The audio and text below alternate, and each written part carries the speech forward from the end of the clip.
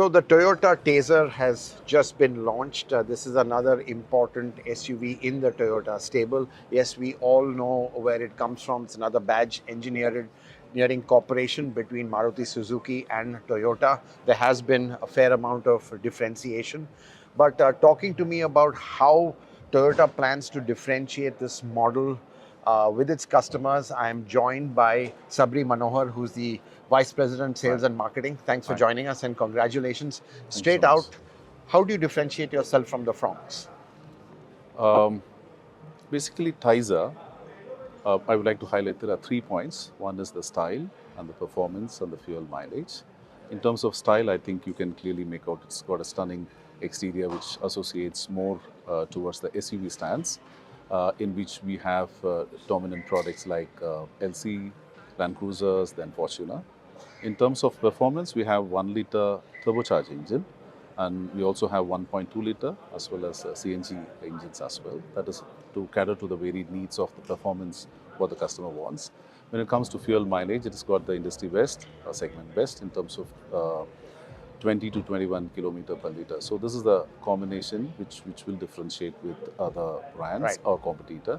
But at the same time, we also have a very customer-centric after-sales service, which will be one of the biggest differentiator, including the value-added services that we provide to the customer. So service being a differentiator, style being a differentiator. To be honest, performance would be similar. It's the same engine carried forward. But within performance, let's talk about the turbo. Do you expect to have a larger percentage of turbo sales? Is that how you're positioning it? Because looking at the pricing also, turbo is kind of on par with Fronx, and the 1.2 is a little bit more premium. Obviously, maybe to give a bit of a gap with Glanza as well. Is that the strategy? And is turbo, I think, the kind of variant that you are looking at selling more of? Because clearly, resonates with the kind of SUV family which you have. As I said, this is going to complement the SUV series what we have, and we continue to get feedback from the customer. What is their taste? What is the priority? What are the options they want in a car? So we felt that the right combination of performance as well as fuel mileage. So performance, when it comes to customer, do want a powerful engine because it's as an CSUV segment. So that's the reason turbo will be one of the focus point for us in terms of meeting the customer requirement. Right, and you all dropped the Urban Cruiser. Clearly, is it because the segment was getting a little crowded and hard to slot it in between the Taisor and the High Rider? I may not be exactly able to comment because then whatever be the product strategy based on that we have taken such a call. But at the same time, we also had High Rider in place with strong hybrid as well as the Neo engine combination. So that left way for High Rider to continue, and then we are re-entering with the CSUV segment.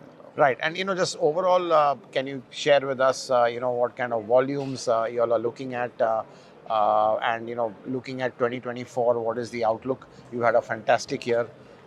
Clearly, some of your iconic models continue to sell strongly. So just your thoughts on, let's say, what are you looking in terms of volumes, percentages, and overall growth in 24?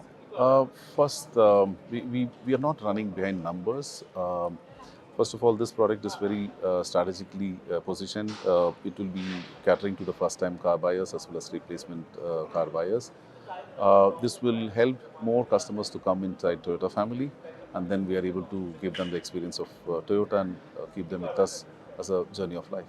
Right. So, you think a lot of first-time Toyota buyers are coming in with this?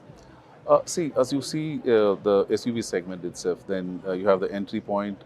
There's a good potential in terms of the market size itself, and at the same time, customer preferences are also shifting towards SUV. So we feel that it's the right sweet spot.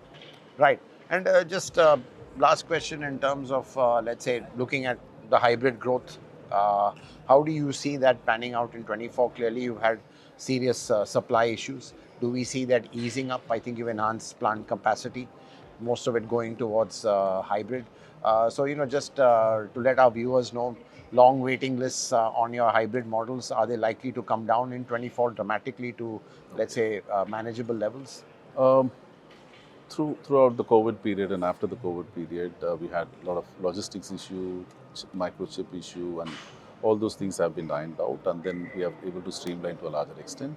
And then early last year, we did try to expand our production capacity with the opening of the third shift, which has given an additional number of 32,000 units. So with that, we are able to ease the waiting period for the customer. First of all, appreciate and thank all the customers who have been waiting for the product, but at the same time, we are putting in all our efforts so that we are able to reduce the lead time, and reasonably we are able to reduce it at this point of So time. what is reasonable? Can it come down to around maybe 2 months or something in time, or what is your At this point of time, I think something is close to 6 to 8 months, but it also differs from the region or grades.